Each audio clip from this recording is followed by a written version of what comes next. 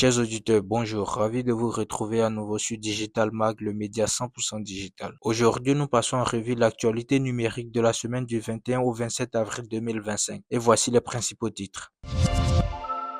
Côte d'Ivoire, MyOnesi Plus, l'application de digitalisation de la carte nationale d'identité et de la carte de résident disponible par téléchargement. CNPS, intégration d'outils digitaux dans les dispositifs de sécurité sociale. La Côte d'Ivoire dans le top 3 africain de l'indice de développement de la fibre optique. Une technologie américaine se déploie pour les alertes d'urgence. Journalistes et créateurs de contenu formés aux outils d'intelligence artificielle. Côte d'Ivoire, MyOnesi Plus, l'application de digitalisation de la carte nationale d'identité et de la carte de résident disponible par téléchargement. L'application MyOnesi Plus, lancée par l'Office national de l'état civil en Côte d'Ivoire, permet de digitaliser les cartes nationales d'identité et de résident. Elle offre un partage sécurisé des informations, un accès permanent au titre d'identité sur les smartphones et simplifie le renouvellement en cas de perte de la carte physique. L'application est disponible gratuitement sur les plateformes de téléchargement.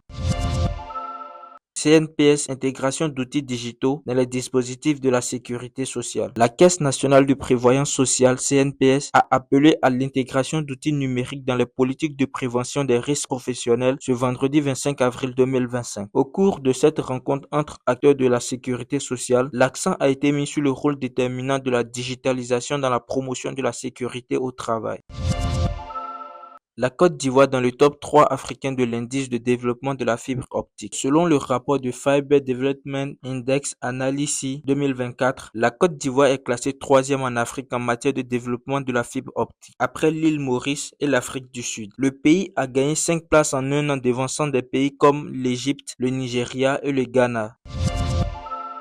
La technologie américaine se déploie pour les alertes d'urgence. Le gouvernement ivoirien a adopté ce 22 avril 2025 une technologie dénommée Cell Broadcast pour améliorer la réactivité de l'État en cas de crise sanitaire, sécuritaire ou climatique. Le système d'alerte d'urgence CI Alert basé sur la technologie permet d'envoyer des alertes géolocalisées sans besoin de connexion Internet. Journalistes et créateurs de contenu formés aux outils de l'intelligence artificielle. ST Digital a organisé une formation ce jeudi 24 avril 2025 à Abidjan pour initier les journalistes, rédacteurs, créateurs de contenu et professionnels de l'audiovisuel à maîtriser des outils de l'intelligence artificielle générative. L'objectif était de donner aux professionnels des médias les moyens de maîtriser cette technologie et d'intégrer intelligemment l'intelligence artificielle dans leurs pratiques. C'est ici que prend fin ce récap d'actualité. Merci de nous avoir écoutés et à bientôt.